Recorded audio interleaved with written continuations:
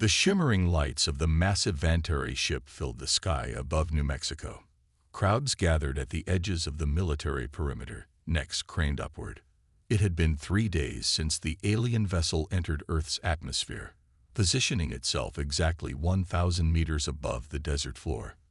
Dr. Olivia Carter adjusted her collar nervously. As Earth's leading xenobiologist, she never truly believed she'd get to study actual alien life. Yet here she stood, about to make first contact. "Ready, Doctor?" asked Commander Adam Wright, his hand resting casually on his holstered sidearm. "As ready as anyone can be to meet aliens," she replied with a weak smile. The small delegation of scientists, military personnel, and government officials waited at the designated meeting point. The Secretary General had insisted on a small team. 5 humans to meet 5 Vantari.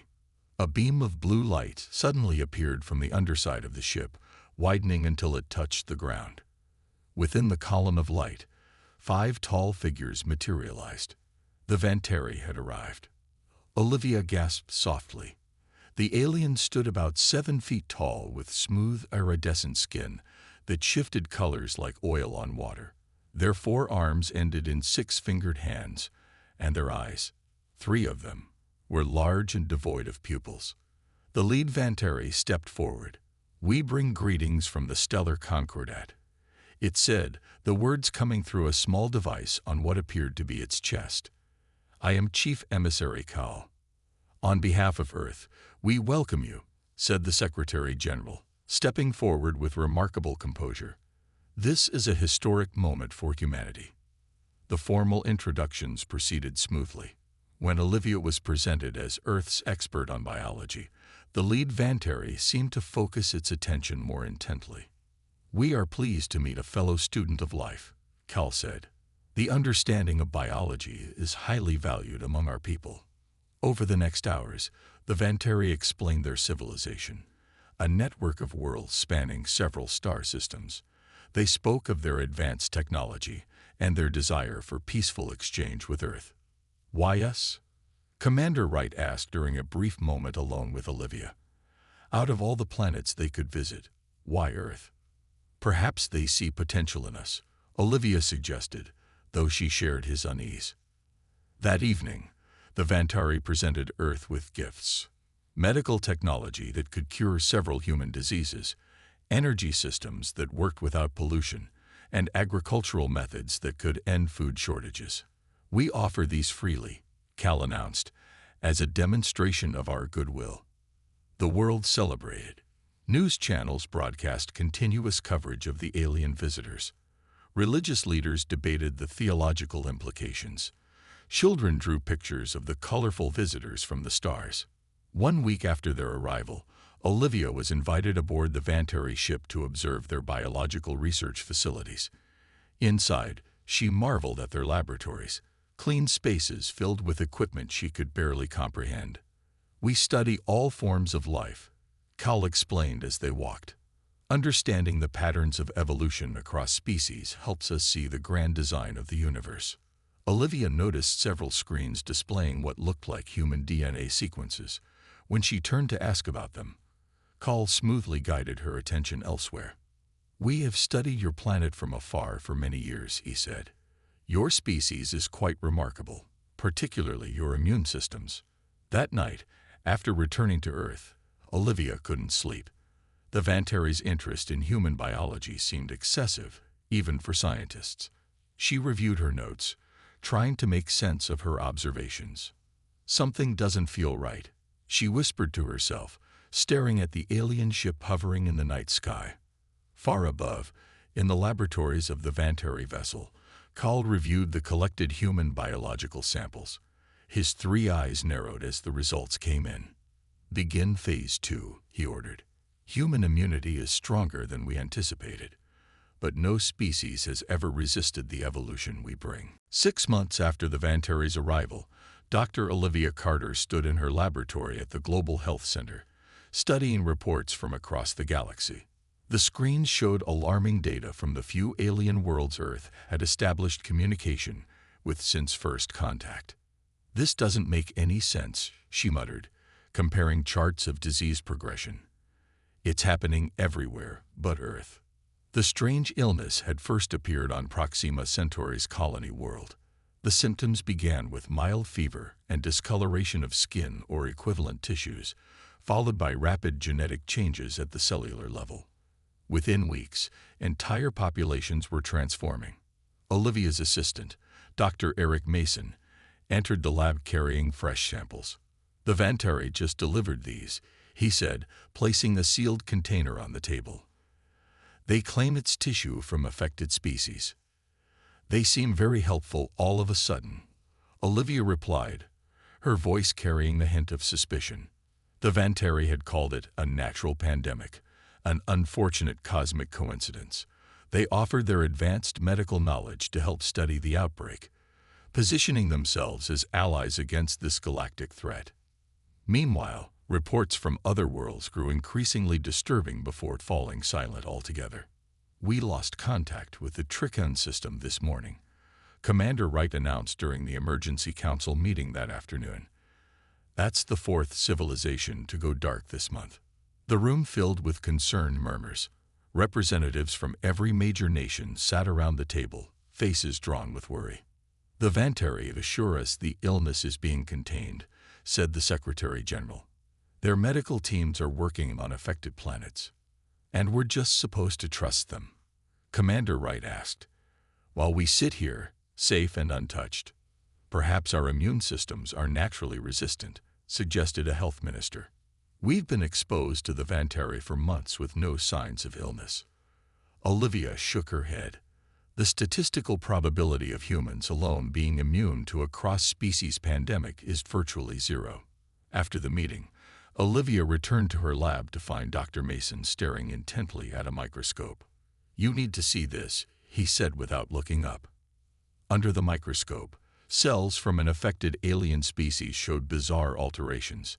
Their DNA had been rewritten, not randomly as in natural mutations, but precisely, almost engineered.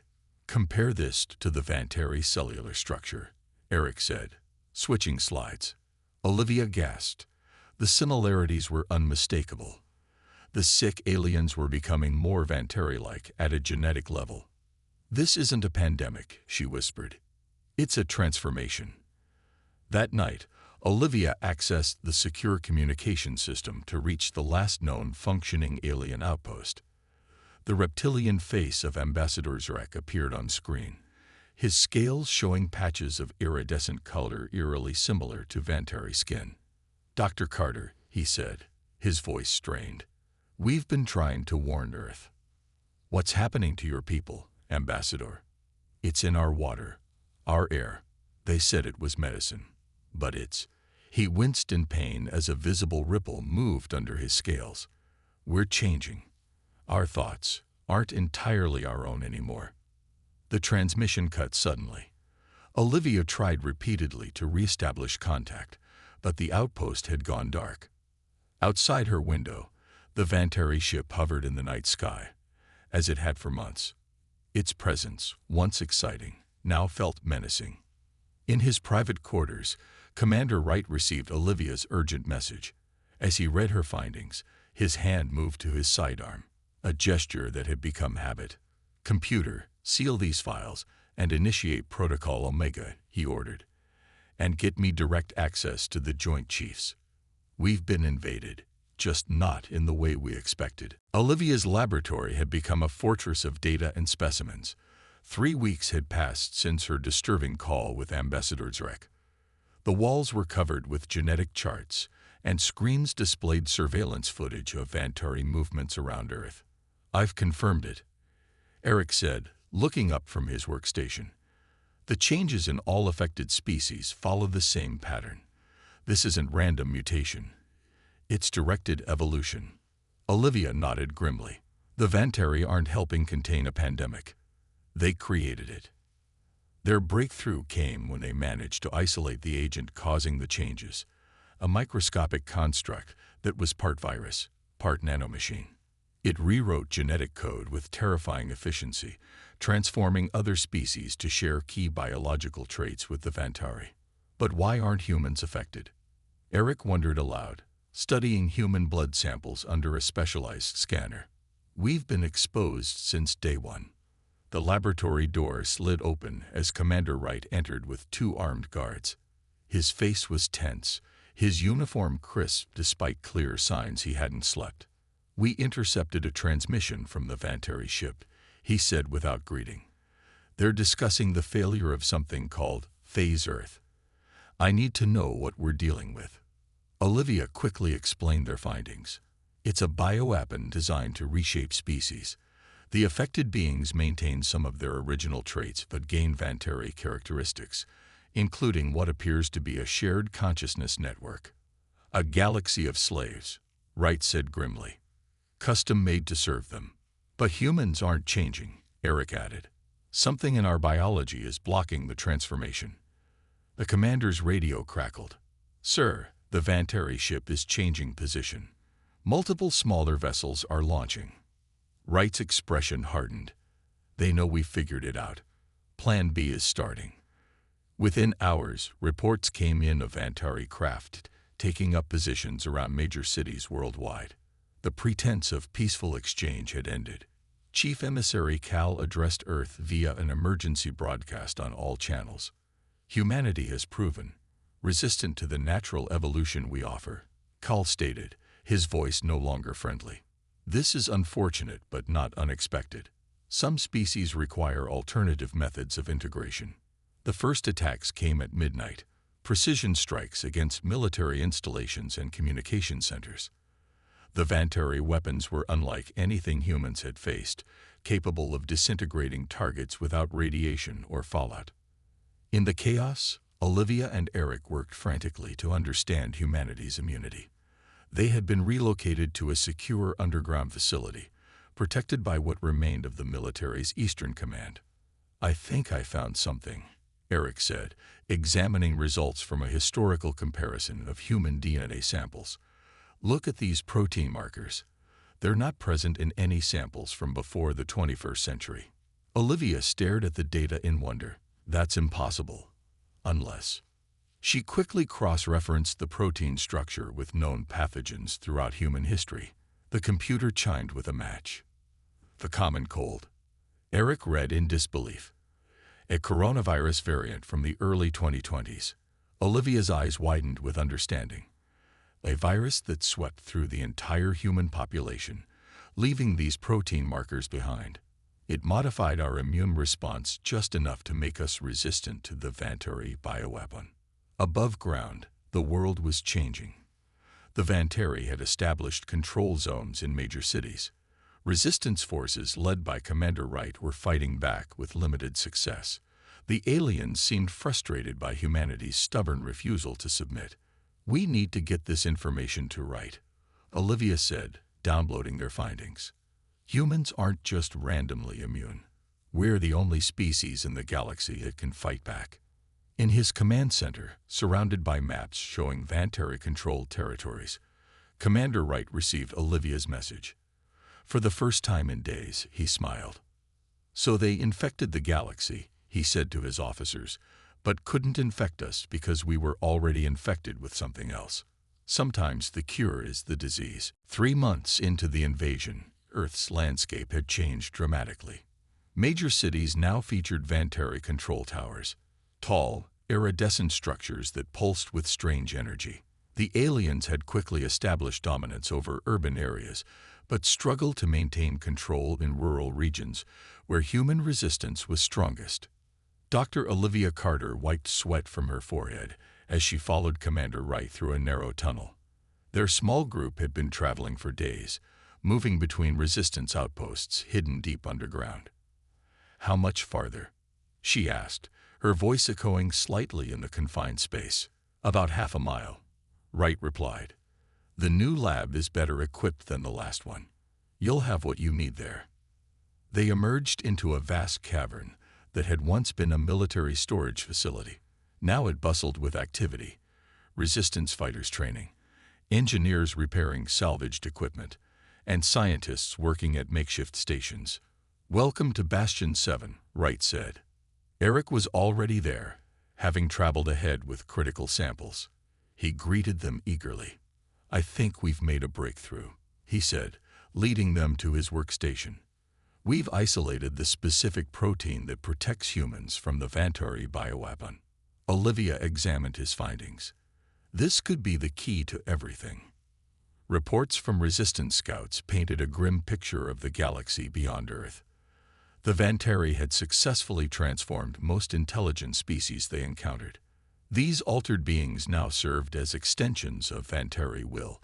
Their bodies changed to resemble their masters, their minds connected to a vast network controlled by Vantari overlords. "We intercepted transmissions from the Andromeda colonies," a communications specialist informed Wright during the evening briefing. "The transformation there is complete. No original life forms remain unchanged." "What about human outposts?" someone asked. "The few that existed have either been destroyed or gone dark," Wright answered. "As far as we know, Earth is the last stronghold of true humanity." Later that night, Olivia sat with Eric reviewing their data when an alarm blared through the base. The sound of distant explosions followed. "They've found us," Wright shouted, rushing into the lab. "We need to move. Now." Vantari forces had tracked a returning scout team and followed them to the hidden entrance. The resistance fighters engaged the aliens while scientists and support personnel evacuated through emergency tunnels. Olivia grabbed a case containing their most critical samples. "We can't lose these," she insisted. As they fled, a section of ceiling collapsed behind them. Eric pushed Olivia forward just as debris came crashing down, separating them. "Eric," she screamed, turning back. "Keep going." His voice came through the rubble. "The research is what matters." Wright pulled her away as more of the tunnel began to collapse. They barely made it to the evacuation vehicles, repurposed mining transports that carried them deeper into the Earth's crust. Hours later, at a smaller outpost designated as an emergency rendezvous point, Olivia sat alone, staring at the samples they had managed to save. Eric's status remained unknown. "He was right, Wright said, sitting beside her. "The research is what matters now." Olivia nodded slowly. "With these samples, we might be able to develop a countermeasure, something that could reverse the Vantari's transformations." The next morning, survivors from other resistance cells began to arrive. Each brought stories of Vantari attacks and human determination. Despite overwhelming technology, the aliens found themselves facing an enemy that refused to surrender. A young soldier approached Olivia as she worked. "Is it true," he asked, "that we're immune because of a virus from our past?" "Yes," she replied. "An ordinary human virus from centuries ago changed us just enough to resist them." "So they picked the wrong planet to invade," he said with a grim smile. "They did," Olivia agreed, looking at the genetic sequencer as it processed human immunity data. "And that mistake might just save the galaxy." The new resistance headquarters operated from the depths of an abandoned salt mine. 6 months had passed since Bastion 7 fell. Dr. Olivia Carter had transformed a storage chamber into a functioning laboratory, using equipment salvaged from various outposts. The walls were lined with handwritten notes and genetic charts. Olivia hadn't slept in nearly 30 hours. She stared at the screen displaying a complex protein structure, the key to human immunity against the Vantari bioweapon. "You need to rest," said a familiar voice. She spun around, hardly believing her eyes. "Eric." Dr. Eric Mason stood in the doorway, thinner than before, with a fresh scar across his left cheek. "It took me a while to find you." They embraced briefly before Olivia pulled him toward her workstation. "Look at this," she said eagerly. "I've identified exactly how the old human coronavirus created our immunity." Eric studied the display. "The virus changed our ACE2 receptor proteins." "Exactly. When it swept through the global population centuries ago, it left behind a subtle genetic modification. The Vantari bioweapon can't bind to our cells because our receptors are slightly different from what they expected." "A lucky accident," Eric murmured. "More than lucky," Olivia replied. "It's our advantage." Commander Wright joined them, nodding respectfully to Eric. Good to have you back, Doctor. We thought we'd lost you. Nearly did. I was captured for a while, Eric said quietly. I saw what they're doing to the transformed species. It's worse than we imagined. Wright's expression darkened. Tell us. The Vantari aren't just controlling them physically. There's a sort of hive consciousness. Individual thoughts remain, but they're subservient to Vantari direction. The commander nodded grimly. That matches our intelligence from the few aliens we've captured. Olivia returned to her screen. I think we can use our immunity to create a counteragent, something that could reverse the transformations in other species. Is that even possible? Wright asked. Theoretically, she replied. The Vantari bioweapon rewrites genetic code. If we can create something that restores the original code, we might free the transformed species. Eric moved to another workstation and began typing rapidly. We'd need to synthesize a delivery system based on the original human coronavirus structure, but modified to target the Vantari changes. Exactly, Olivia agreed. A virus to counter their virus. For the next 2 weeks, they worked tirelessly. The Resistance provided them with everything they needed, recognizing that this research represented humanity's best hope. Occasional explosions rocked the facility as Vantari forces continued searching for them, but the salt mine's depth provided good protection. One morning, Olivia called Wright and other Resistance leaders to the lab. Dark circles underlined her eyes, but her face shone with excitement. We've done it, she announced. We've created a functional counteragent that can reverse the Vantari transformations. She displayed a simulation showing how their creation would work, targeting the modified genes in transformed species and gradually restoring their original genetic structure. Will it work on all affected species? An officer asked. In theory, yes, Eric answered. The Vantari used the same basic method across all species. Our counteragent targets their technique, not specific alien biologies. Wright studied the data. How do we deploy it? That's the hard part, Olivia admitted. It needs to be introduced into the Vantari distribution system, the same network they use to spread their bioweapon. The room fell silent as everyone recognized what this meant. Someone would need to infiltrate a Vantari ship, perhaps even their mothership. Wright straightened his uniform. Then we plan an infiltration mission. The Vantari think they've nearly won, that humanity is on its last legs. He looked around the room, his expression resolute. Let's show them the humans don't go quietly. We're about to launch a counterattack. The small stealth craft approached the massive Vantari mothership under cover of darkness. Inside, Commander Wright checked his equipment one final time. The vessel carried a team of 6, 3 soldiers and 3 scientists, including Olivia and Eric. 5 minutes to insertion point, the pilot announced quietly. Olivia secured the container holding their counteragent. After months of work, they had produced enough to seed the entire Vantari distribution system. The clear liquid looked ordinary, but contained humanity's best hope for galactic freedom. Remember, Wright addressed the team. We have one shot at this. The mothership controls their entire biological network. Once we introduce our counteragent, it will spread to every transformed being in their system. Their craft attached to the mothership using technology reverse-engineered from captured Vantari vessels. The magnetic seal made barely a sound as they connected to an outer maintenance port. Atmospheric readings normal, Eric reported. We can breathe their air. One by one, they entered the alien vessel. The interior glowed with soft blue light. The corridors were wide and curved, designed for beings larger than humans. Central distribution chamber should be 3 levels down, Olivia whispered, consulting the map created from intelligence gathered by Resistance spies. They moved cautiously through the ship, hiding whenever Vantari or transformed beings passed by. The transformed creatures were disturbing to behold.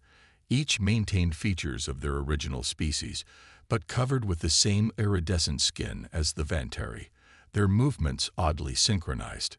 It's like they're puppets, one soldier murmured. At an intersection, They encountered a transformed being that had once been from a reptilian species. Before they could hide, it spotted them. Wright raised his weapon, but Olivia held up her hand. "Wait," she said. The creature stared at them, its three eyes, a Vantari feature grafted onto its original face, blinking rapidly. For a moment, something like recognition flickered in its gaze. "Help," it whispered, the word barely audible. Then its expression changed, becoming blank again. It turned and walked away without sounding an alarm. "They're still in there," Olivia said. "The original beings fighting against control." They continued downward, eventually reaching a massive chamber filled with tanks of swirling liquid. Tubes extended from these tanks into the ship's walls, carrying the Vantari biological agents throughout their network. "This is it," Eric confirmed, scanning the room. "The central distribution hub." As they approached the main tank, alarms suddenly blared. A door at the far end of the chamber slid open, and Chief Emissary Call entered with 6 guards. "Humans," he said, his voice no longer bothering with the friendly tone from first contact. "Your resistance is impressive but futile." Wright and his soldiers took defensive positions while Olivia and Eric continued toward the tanks. "You think we don't understand your plan?" Cal asked. "We've been studying your research efforts. Your counteragent will fail." "I don't think so," Olivia replied, connecting their container to the main tank. "You underestimated us from the beginning. That was your mistake." The guards moved forward. Wright and his team opened fire, using weapons designed specifically to penetrate Vantari defenses. The fight was chaotic and brief. When it ended, 2 human soldiers lay dead, but they had bought enough time. Eric finished the connection sequence and looked at Olivia. "Once we activate this, there's no going back," he said. "We're changing the biology of countless beings without their consent." Olivia hesitated, the moral weight heavy on her shoulders.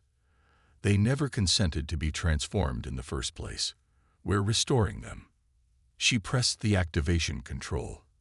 Their counteragent began flowing into the Vantari system, mixing with the blue liquid in the tanks. Call, wounded but still alive, watched in horror. "What have you done?" he gasped. "We've introduced humanity's gift to the galaxy," Wright answered. "Freedom." Throughout the ship, transformed beings began to shudder. The iridescent quality of their skin started to fade as the counteragent took effect. "We need to leave," Eric urged. "Now." As they retreated to their craft, the mothership's systems began to malfunction as its partly biological technology responded to the counteragent. Behind them, a revolution was beginning. The dawn broke over a changed Earth. 3 months had passed since the mission to the Vantari mothership. The great alien vessels that had dominated Earth's skies for nearly a year had departed, their systems crippled by the human counteragent and the subsequent rebellion of the newly freed transformed beings. Olivia stood at the window of the new Interstellar Relations Center, watching ships land in the distance. These weren't Vantari craft, but vessels from a dozen different alien civilizations, their crews restored to their original forms. "The Niloran delegation is arriving," Eric announced, joining her at the window. "Their ambassador specifically asked to meet you." "It still feels strange," Olivia said, "being thanked for what we did."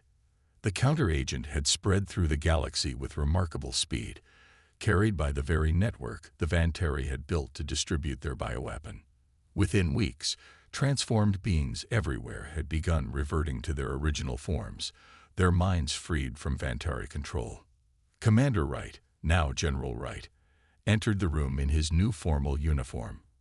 Earth's Unified Defense Force had chosen him as its first leader. "The Security Council is assembled," he said. "They're waiting for your report on the remaining Vantari threat." Olivia nodded and gathered her notes.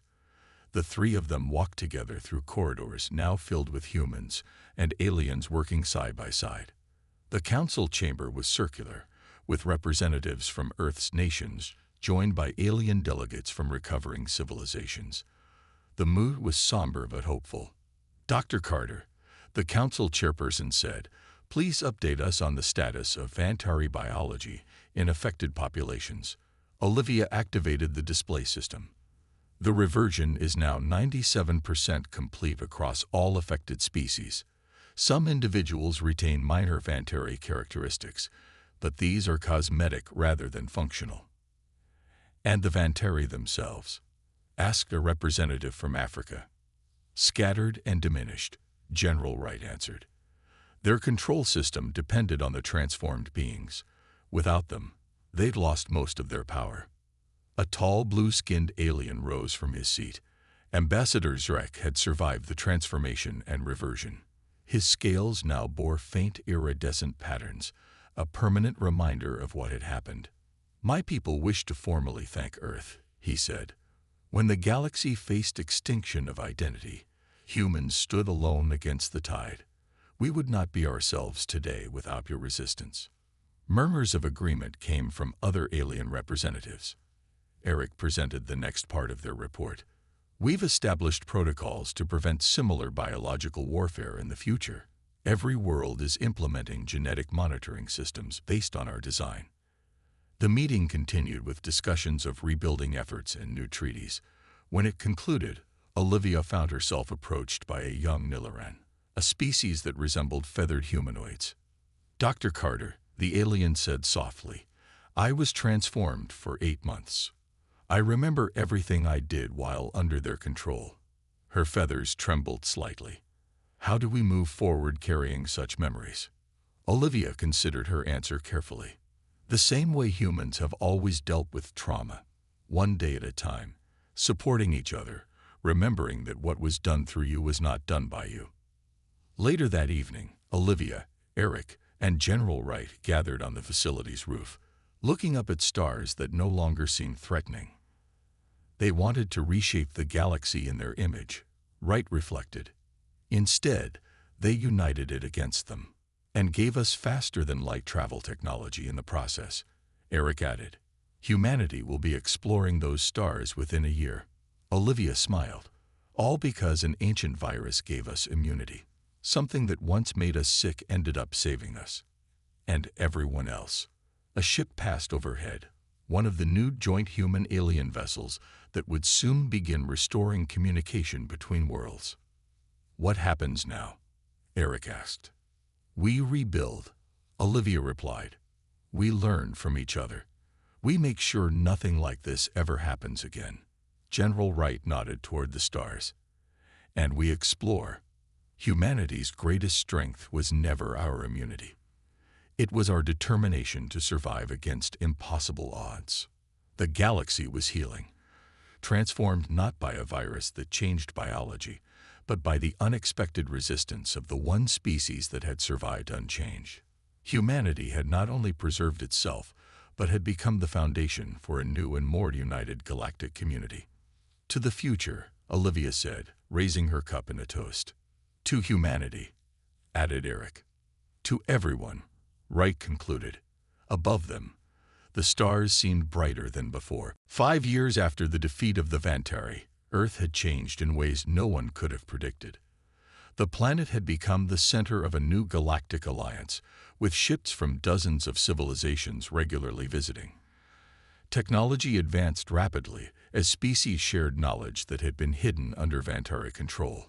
Dr. Olivia Carter walked through the gardens of the Galactic Memorial, a sprawling monument dedicated to those lost during the Vantari era. She paused before a wall displaying images of transformed beings before their restoration. The memorial served as both remembrance and warning. Still coming here on anniversary day? Asked Eric, joining her. Their relationship had evolved from colleagues to partners over the years of rebuilding. Some habits are hard to break, she replied. Besides, I promised Ambassador Zrek I'd meet him here. The blue-scaled ambassador arrived moments later, accompanied by a small group of his species. They still carried faint traces of their transformation, iridescent patterns in their scales that would never fully fade.